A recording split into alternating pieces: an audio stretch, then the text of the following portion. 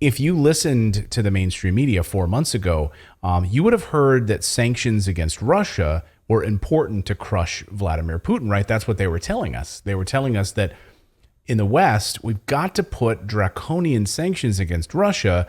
We'll have a few carve-outs for certain things that we need, but mostly we'll put in some really tough sanctions because that will protect democracy. Remember Kamala Harris telling us that? When America stands for her principles, right, was, and that's what, I believe, the direct quote. And that's what Trudeau said as well in Canada, of course, that you need to, stand to fight against this tyranny, and you got to stand with democracy. It would reestablish the rules-based order. We heard that from the Biden administration.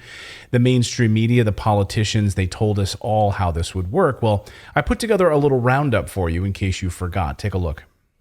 How is Russia's economy performing under Western sanctions? The US, EU, and their allies imposed unprecedented measures as punishment for invading Ukraine. Everyday Russians are starting to feel the squeeze of international sanctions from a war that some don't support. It's hard to know exactly how many support it and how many don't. But now even the most basic groceries are hard to come by in that country. And that is something that everyone is noticing. Leaders of the 7 largest industrial nations announced new measures today to try and punish Russia for its invasion of Ukraine. Still, the International Monetary Fund expects the economy to shrink by 8.5% this year. Russia is in trouble, on the verge potentially of imploding. So imploding. So is it true? Are sanctions against Russia actually causing this country to collapse, the country of Russia to collapse? Well, if you believe the Yale School of Management has a brand new report out that I want to go through. Now, they say they are forcing Russia's economy into oblivion. Those are their words. And here's what it says. Here's the Yale School of Management. Looking ahead, there is no path out of economic oblivion for Russia as long as the allied countries remain unified in maintaining and increasing sanctions pressure against Russia. So the economy is going to slip into oblivion. Oblivion, that's a big word. Which is not a word you hear often, like oblivion. I feel like it's reserved for like science fiction books and stuff. But sure.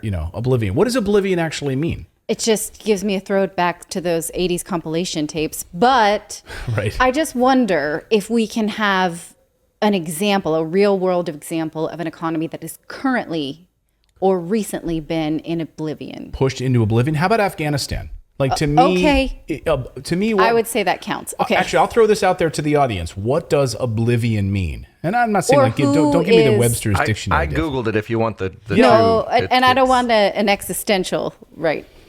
Like okay, definition. You don't want existential, and I don't want a dictionary definition of it. So then what do they mean? I guess I would say maybe Afghanistan, right? Yes, where you have I would say that counts. Uncontrollable famine. Yemen, Somalia, yeah. But I guess oblivion would mean totally irrelevant also to the world theater, right? Sure. If you're in oblivion, you're like in the quantum realm. You're like Ant-Man, right? In the Marvel universe, you're not relevant right now in this sphere of discussion. You have no existence that can be recognized by other humans with consciousness. Right. Yes, okay. Exactly. Got it. Unless like a rat chews through a thing and then you pop out and you save the universe. Spoilers if you haven't seen any Ant-Man or Marvel Universe movies. But so they're going to be in oblivion as long as we in the West continue to keep up this pressure, right? They're slipping into oblivion. They will be totally destroyed. This according to Yale School of Management.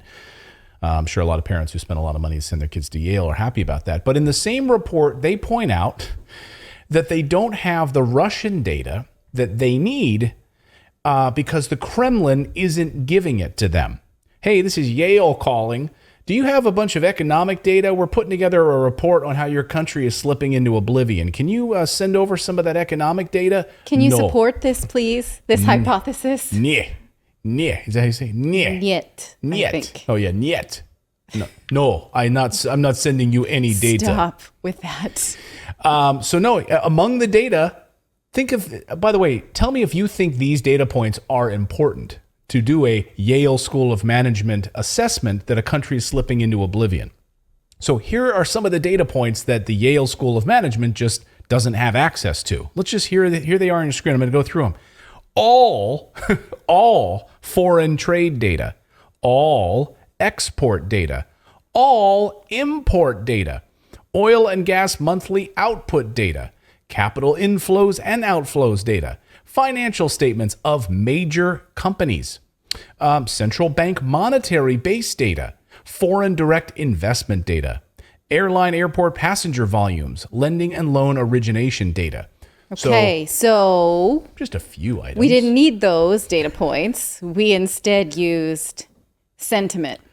Right. So I guess feelings. Like if I gave you, like you're like, honey, I'm going to put together a family financial statement for the health of the year. Mm-hmm. Right. But you gave me no bank statements or access to anything that. Right. I gave you no inflow, and I gave you no export data, no import data. I gave you no data. Yeah. How would that assessment come along? It would just be based on however I felt about you in any given day. Right. Which essentially seems to be what this is based and on. I don't want to be too derisive here. Go through and read the report yourself. There are a bunch of interesting data points in here, but there's a lot missing, right? So I'm just pointing out there's a ton missing. And I'm going to point out in a moment here why I think some of the most important data points are missing from their study. So all of that data is missing, and yet you're telling us that Russia is about to collapse into oblivion. But you also admit you don't have key data because Putin won't give it to you, right? Mm-hmm. As you say, Putin is hiding something also by firing certain people responsible for providing that data. Okay, so again, all good points, Yale. Maybe they don't want you to have access to this data. That would be basically, it's like an analogy that I'm thinking of. It's almost like a vaccine manufacturer that would skip human trials and simply release the vaccine to the public without any proper testing. Who would do that, Clayton? That's fiction. Who would do such a thing in 2022? Probably not a good idea to draw conclusions without all of the data points. Yeah, we just tested it on some mice, didn't actually do human trials. Here, you want to try? So I'm just saying, this is my sort of comparison here. So bear in mind that they just admitted they don't know Russia's oil and gas monthly output data on that slide I just showed you, right? Those are some key points that they do not have, oil and gas monthly output data. They also go on to focus on the commodities that Russia produces. We're talking minerals like copper and yes, oil and gas. So here's slide 2 of this Yale study I want to show you. Russian commodity exports, far more important to Russia than the rest of the world. What Yale is saying with this screen, keep this up here for a second, is that 60% of Russia's economy is driven by these materials and oil and gas, these minerals and oil and gas. 60% of everything that Russia relies on for its health and prosperity is thanks to this chart. And this chart also shows that the world only gets 10% of these things from Russia. Does that make sense? Are you with me? You follow me here? You following me? I find the best way to learn something is for you to tell it back to me. That's one of the. Are you going to quiz me on this? No, that's a learning exercise. I tell my son that rule. All 9,000 people here. Yes. Repeat it in the chat if you got it. Everyone in the chat Pop room quiz. right now, everyone who's watching on Rumble and YouTube and Twitch and everywhere else, repeat out. Tell it back to me. Make sure. Pop quiz, asshole. What's that from? Speed. That's right. I was just brain fart there. So anyway, again, I'll regurgitate it again. So the idea is that Russia's entire economy, 60% of it is based on these minerals, oil and gas exports, right? That's how it survives, okay? And that 10% of the world only gets 10% of their need of this from Russia. And basically Yale's thesis here is that the world doesn't need Russia. Okay. That the world is going to be fine without Russia. That's what we've been told. Yes. Wait a minute. That's their abstract here. But that's not true because look at our gas prices. It's all because of Russia that we're Don't paying what ask we're paying for questions gas. like that. Don't be logical. I'm sorry. Don't ever go up against Yale, okay? Haven't you learned anything? Yeah, okay. These Ivy League people. I mean, I didn't go to college, so. That's right. So you don't know what you're talking about then when you're comparing to a Yale boy. Stop right? with your having respect for logic.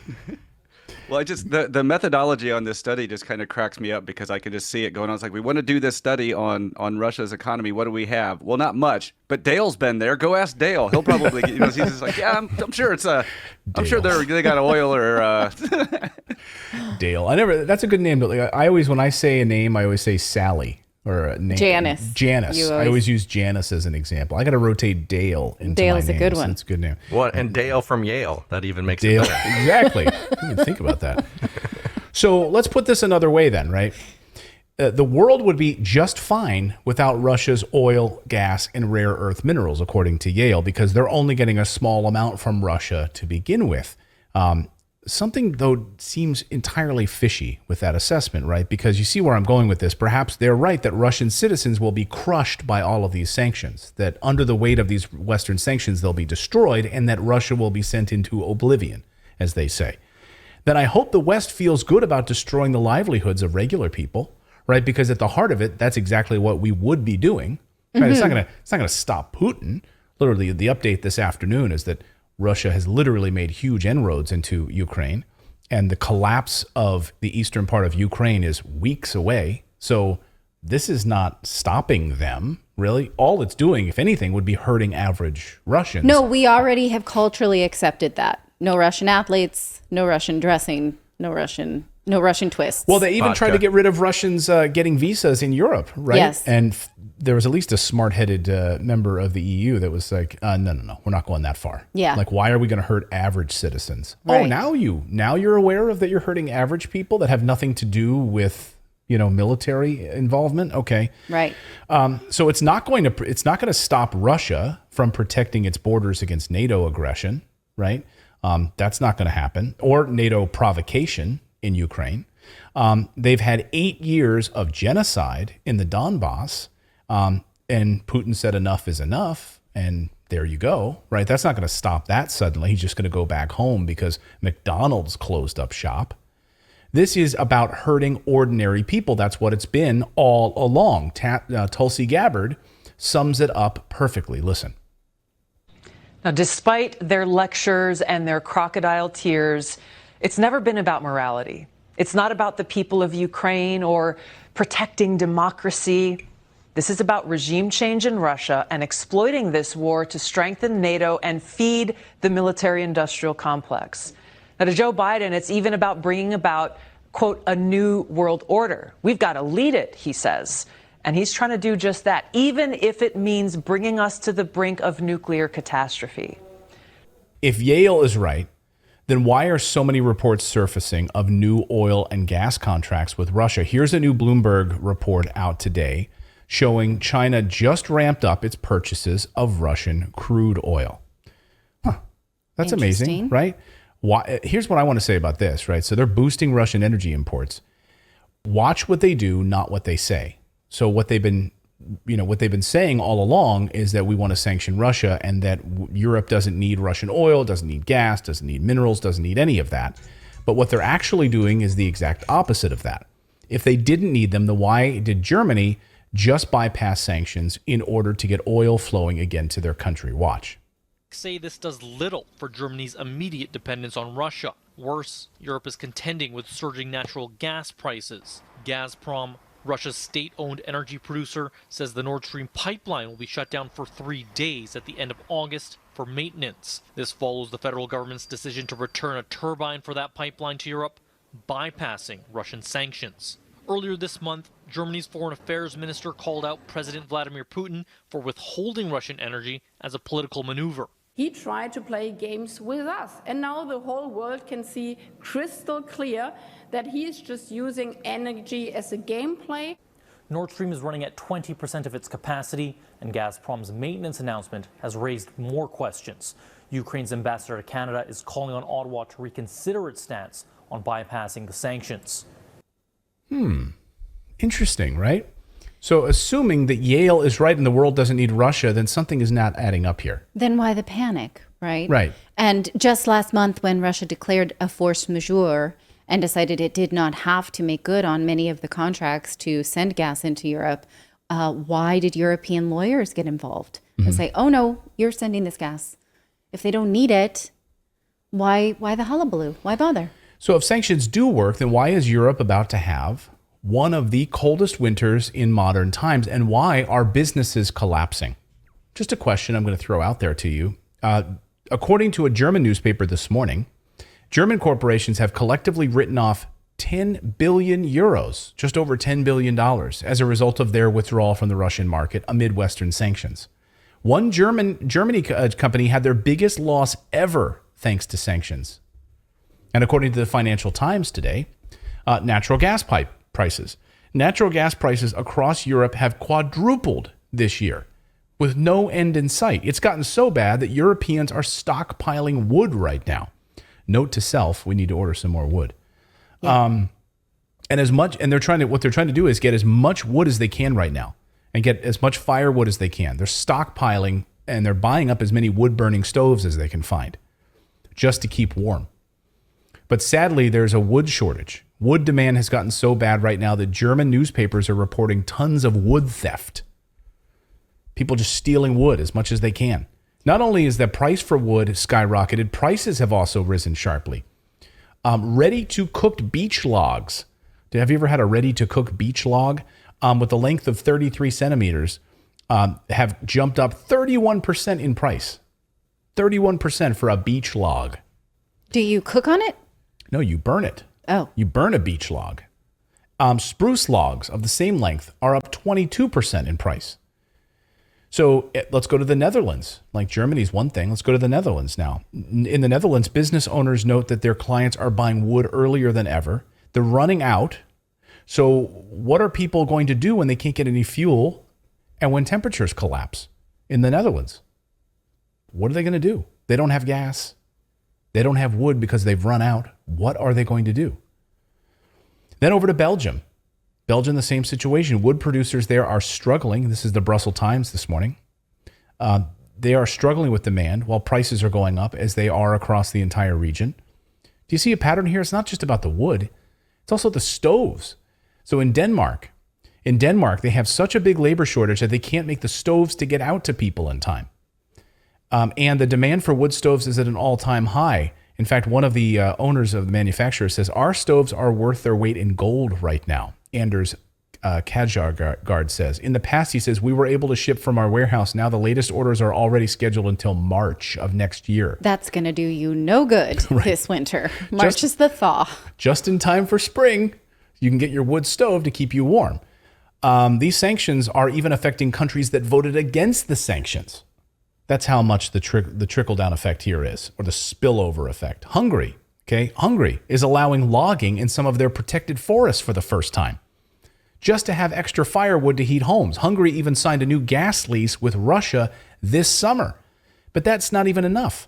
So they're having to go into their protected forests and to cut trees down. Here's the World Wildlife Federation in Hungary making a statement about this tragedy of having to cut down these forests. Even the World Wildlife Federation in Hungary can't believe it. They issued a statement on the country forest being cut down. Quote, there has been no precedent for such a decision in our country for decades. But of course, it didn't have to be like this, they said. Things were already hard enough with trying to bounce back from COVID supply chain disruptions. So they are saying that they haven't seen any kind of move like this in Hungary for decades, thanks to the Russian sanctions.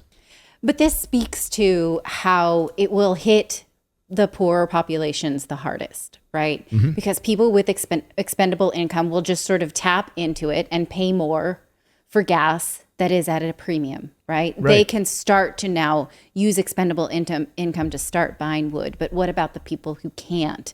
And as we are going to have on the show here tomorrow, Bjorn Lundberg, the environmental researcher, who talks very much about how the media would like us all to believe that heat waves are killing more people than ever, when in fact, cold waves kill more people than ever.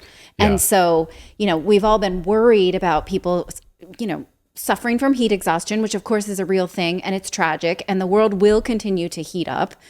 We are not on a trajectory to stop that. I don't think we will be in the near future.